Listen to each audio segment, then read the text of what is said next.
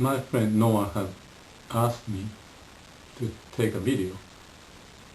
We had a couple meetings and I explained the basic process of management when he asked me to work on the project he's doing, which is to develop a land for a common purpose, and he's heading this project for trustees. I have worked with many companies around the world and wrote books and did the videos and so forth. So I tried to explain to him certain basic principles so that he can clarify the issues that he needs to work on, communicate with others, and get the plans developed and people involved and move forward to accomplish his mission, which everybody needs to agree. And it's fairly complex process because there are so many people involved, and his leadership is very important. And I explained to him certain steps that he might want to take.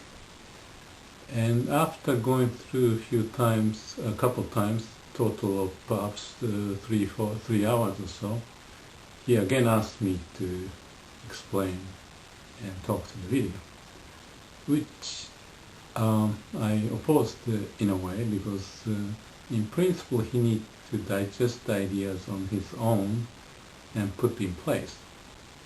The plan that comes from someone else may not be his plan, and therefore he may not be stick with it all the way through. He has to own the idea and the process and move forward. I guess he understands that, and he still asks me, so here's the moment that I have to face to the video camera, and hopefully I can explain in the next 5-10 minutes, hopefully, the basics so that Noah, you can understand, as well as perhaps on YouTube other people may gain some benefit if they have a chance to go through this. The basic issue is about the management process, how to clarify things among the people, collect the ideas, and come to certain decision and move forward, and have certain clear process that the people can follow through so that things can move forward productively with quality in mind. The idea of total quality management is developed over years, and on that I have written a few books, and basically this point of my video is to explain what the clear management process may be. One of the first points that I like to share is the principle of what we call PDCA cycle, plan, do, check, act.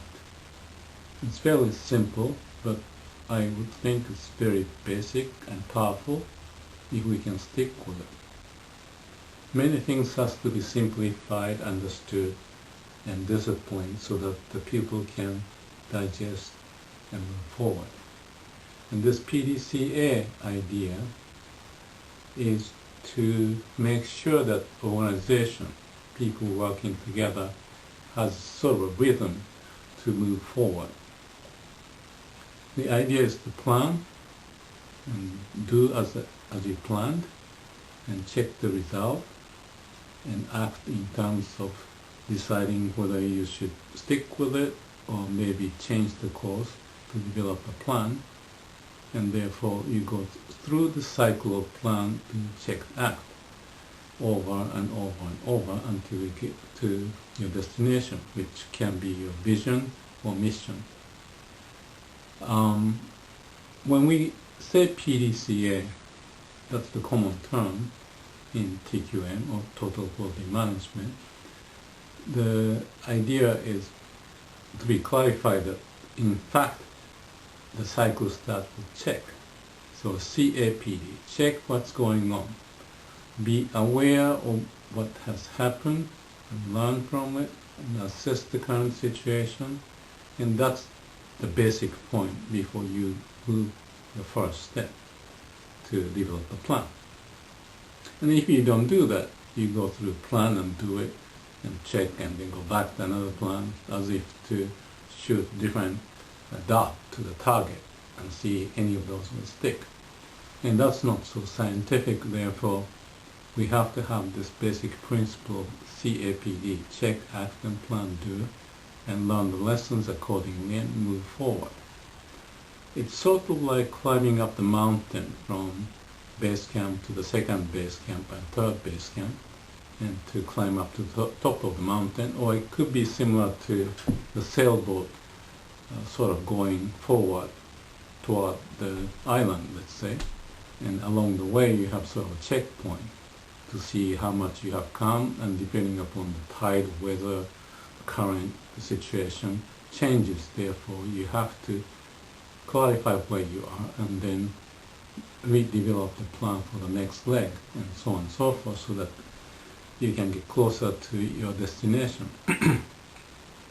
So it's this basic PDCA process that I propose, and organizations need to develop the rhythm because they're working hopefully in conjunction with a bunch of other people working together, and therefore if everybody's rhythm is different, the power is kind of diffused and it doesn't quite work.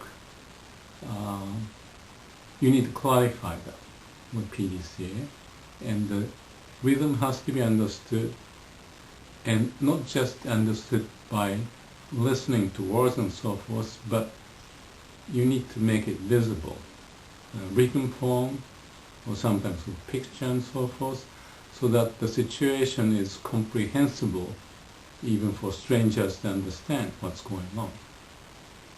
If the stranger doesn't understand it in a few minutes, that usually is an indication of something is not clear, and if there's ambiguity, there's always a chance for people to misinterpret it, and therefore the confusion can be developed, and the team as a whole may not work well in such a situation. So the comprehensiveness, even the stranger can understand, that level of understanding is needed for the one to lead the organization, to clarify in his mind, to share the idea with others, then agree and discuss and move forward. And this may sound so basic and simple, and for that reason often people do not pay much attention to it. But you should be careful if you don't, and write, let's say, the minutes and monthly report and so on and so forth, to make sure that rhythm is set and quality is established in what has been discussed, what has been accomplished, what it needs to be done, and how, and so forth. If those are not well understood, people start to talk different things and go back and forth, and confusion may be developed. And that's what you don't want to have, especially when there are many people involved and they all need to have a clear understanding where things are going and if they are to be involved in the process. So these are the basics that I propose, and Noah, you should follow, and not just for you to follow, other people, your trustees meeting or subcommittee members and your people in the organization at large, they need to have the quality, understanding this rhythm, and be able to follow what's going on. And if they have questions, they can ask. So clarifying the project of what's going on is important, so that they know who is doing what, when, where, why, and how. But they also need to understand not just the project itself, but the people are somehow engaged in this project, informed and agree or disagree, ideas raised, and so forth, so that they show interest in moving forward with this project. Because if people at large, the members, in your case, not just elders, but main body, but children, they are part of this whole organization. So how can they be informed as to what is happening and what is to take place? So some information sharing for them to be updated as to the progression of the project and so forth become very important, and not just doing it by words, but again following the rhythm of PDCA, perhaps by newsletter and so on and so forth, so that the situation can be understood over time. So the comprehensiveness has an element of the rhythm, and the contents-wise, clarity, comprehensiveness, and those are part of the main features that you need to pay attention to. And going through the check is the first point I mentioned. And in this case, you may have various stakeholders for you to consider: the trustees, the banks, elders, young children, builders, suppliers, regulators, tax authorities, Department of Conservation, and so on and so forth.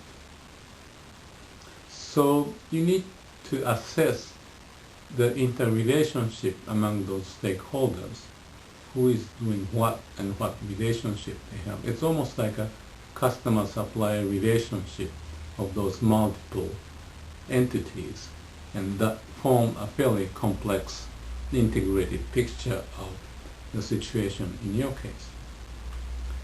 So that's your project management. And if this is the case for, let's say, making a car or some manufacturing process, you may be trying to get the customer satisfaction with a low-cost, high-quality car. And so in this case, man, machine, method, material, and environment, those may be the factors that you may want to consider. So depending on the situation, the stakeholders or the element that comprises this process may be different, but nevertheless the point is to clarify what's going on right now and use that as a base point. I forgot to mention about competitors. As a part of the stakeholders, competitors may need to be a part of it for you to analyze and see what they are doing to assess the current situation. So these are the point that you might want to check. And having that analysis done, you come up with ideas of which direction to go and so on and so forth. Usually those ideas will pop up as you do the analysis, as you discuss with people, as you collect the information, and gradually it will formulate the plan of action so that you can decide phase 1 to go this way, phase 2 to go this way, phase 1 on this project. Maybe use the Gantt chart timeline, who is doing what, when, where, why, and how, and decide the timing of when those projects are being done. 1 project, 2 project, 3 project, and so on and so forth. And then there's a responsible party or person in charge, and the status of the project may need to be monitored, green or red, whatever the status may be. So these projects are well managed. If that's the case, the next time you go through your meeting, I often call it the bankers meeting at high level, so that you as a project manager report to the trustees. That will be the moment to clarify all the information and in written form explain the cycle PDCA, what has been planned, what has been executed, what's the result of it, good, bad, what you have learned, what existing and opportunities that you may have. So clarifying those and come to conclusion at the higher level, and then you can move forward to the next cycle of PDCA. And as you clarify those points, you can of course share in your minutes to your other stakeholders, probably the members of these trustees may be involved and informed as to what's happening. I also suggest that this is not a cut and dry business project. It has to have some sort of emotional content to it. What I mean is that logic itself cannot move people. You need to appeal to the people as to the meaning of the project, the vision and mission, what you have discussed. And perhaps even with the pictures, if your landscape is changing, if the art movers are doing things, here and there, and creating the wall and putting the hut and the patches and the campground and so forth, updating them as to what's happening, and maybe having people to come visit, be involved in the job, if possible, staying in your batch and spending time, and who has come and contributed, what new gardens are developed, the plants are planted, and the creeks are cleared, and so on and so forth. These would stimulate people to be interested in what's going on and want to be part of this whole project. So it's not just logic. You need to bring the emotional, psychological part of it. It's like a concept itself cannot do the job. You have to intuition, bring in ideas and emotional content to it. Result can come from not the logic, but from the heart. So that's another thing that I suggest.